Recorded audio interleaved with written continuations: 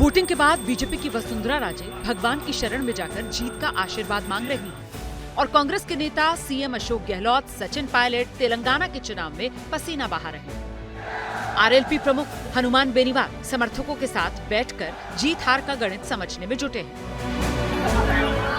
चुनाव बाद राजस्थान के दिग्गजों की ये तस्वीर है। पूर्व सीएम वसुंधरा राजे ने वोटिंग के बाद त्रिपुरा सुंदरी मंदिर में पूजा की। बांसवाड़ा की त्रिपुरा सुंदरी देवी सत्ता की देवी मानी जाती है।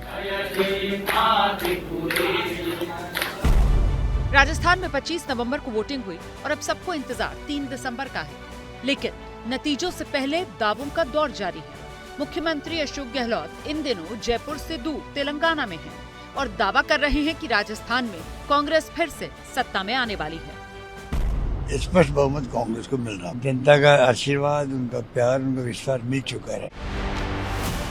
अशोक गहलोत को वापसी की उम्मीद है, तो बीजेपी के नेता नतीजों से पहले भविष्यवाणी कर रहे हैं कि कांग्रेस खारिज हो चुकी है और सरकार बीजेपी की बनेगी।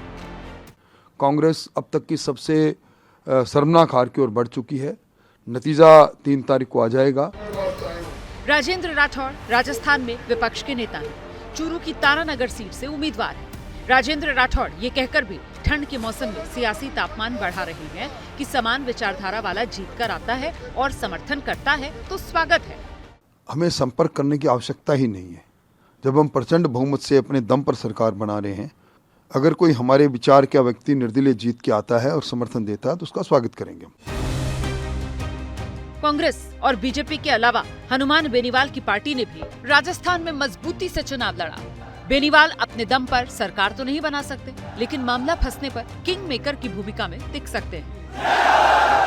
राजस्थान में विधानसभा की कुल 200 सीटें हैं, लेकिन एक सीट पर उम्मीदवार के निधन की वजह से चुनाव सिर्फ 199 सीटों पर हुआ। मुख्य तौर पर कांग्रेस और बीजेपी में आमने सामने का मुकाबला है, लेकिन 1 दर्जन सीटों पर त्रिकोणीय लड़ाई भी नजर आई। प्रमुख पार्टियों के कई बागियों की वजह से कई जगहों पर मुकाबला त्रिकोणीय भी दिखा। ऐसे में बागी किसका खेल बिगाड़ेंगे, इस पर सबकी नजर है। राजस्थान में इस बार 75.29% वोटिंग हुई। 2018 में यहाँ 74.77% वोटिंग हुई थी।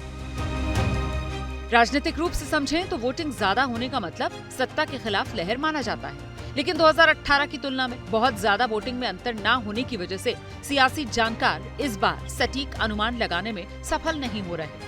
फिलहाल अटकलों का बाजार गर्म है और राजस्थान के चौक चौराहों पर जीत हार की गणना की जा रही है। लोग अपने अपने हिसाब से अनुमान लगा रहे हैं।